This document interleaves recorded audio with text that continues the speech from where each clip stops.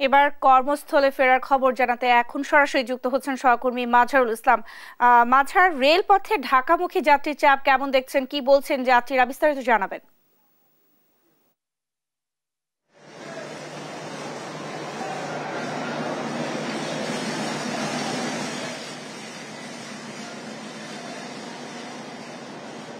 Nancy, আপনাকে ধন্যবাদ। আপনি জানেন যে ঈদে গড়মুখ মানুষের যাত্রা ইতিমধ্যে কিন্তু গড় থেকে ঢাকায় শুরু হয়েছে, অর্থাৎ ঈদের আগে মানুষ যেভাবে গ্রামে যাচ্ছিল, এখন কিন্তু কর্মব্যস্ত নগরীতে মানুষ আবার ঢাকায় ফিরতে শুরু করেছে।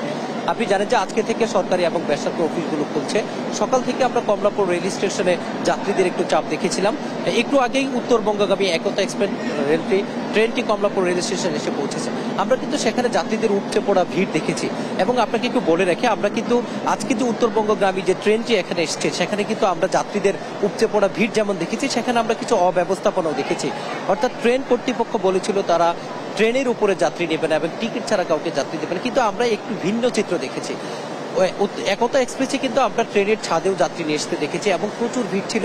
এবং সেখানে কিছু যাত্রীদের অভিযোগ ছিল টিকিট কেটেও তারা নিজেদের নির্ধারিত সিটে যেমন বসতে পারেননি এবং অতিরিক্ত যাত্রীর চাপে তাদের কিন্তু অনেক ভোগান্তি পোহাতে হয়েছে। আমরা সকাল থেকে আপনার ট্রেনের ঈদ যাত্রার খবর শোনাচ্ছিলাম যে মানুষ যেভাবে গ্রামমুখী হয়েছিল সেভাবে কিন্তু কর্মব্যস্ত নগরীতে আবার তারা ফিরতে শুরু করেছেন। তবে এত অভিযোগ এবং অস্বস্তির মধ্যেও তারা যে নিরাপদে ঢাকায় ফিরতে পেরেছেন, সেই জন্য কিন্তু তাদের মধ্যে এক ধরনের স্বস্তিও কাজ করেছে। আপনি দেখতে পাচ্ছেন এরই মধ্যে একটা ট্রেন কিন্তু কমলাপুর রেল স্টেশনে এসে পৌঁছেছে। সেখানে আপনি দেখতে পাচ্ছেন যাত্রীদের অনেক ভিড় এবং চাপ। আমরা তাদের সাথে কথা বলেছিলাম, তারা যেটি আমাদেরকে জানিয়েছে যে ভোগান্তি থাকলেও তারা নিরাপদে নিজেদের কর্মস্থলে ফিরতে পেরেছেন। এটি কিন্তু তাদের মধ্যে এক ধরনের স্বস্তি নিয়ে এসেছে।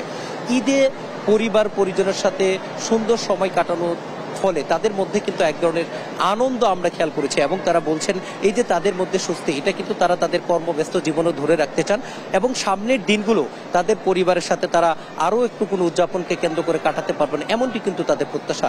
আমরা সকালে সদরঘাট লঞ্চ টার্মিনালে দেখেছি যেমন যাত্রীদের ভিড় ছিল, একই কথা কিন্তু আমরা বাস স্টেশনগুলোতে দেখেছি।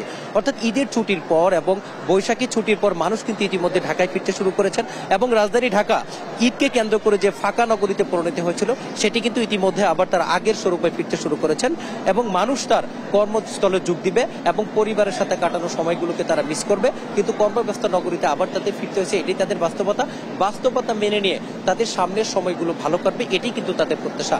নেছি এই ছিল ঢাকামুখী কমলাপুর রেল স্টেশনে যারা আসছেন তাদের সম্পর্কে আমার কাছে সর্বশেষ তথ্য। নেন্সি।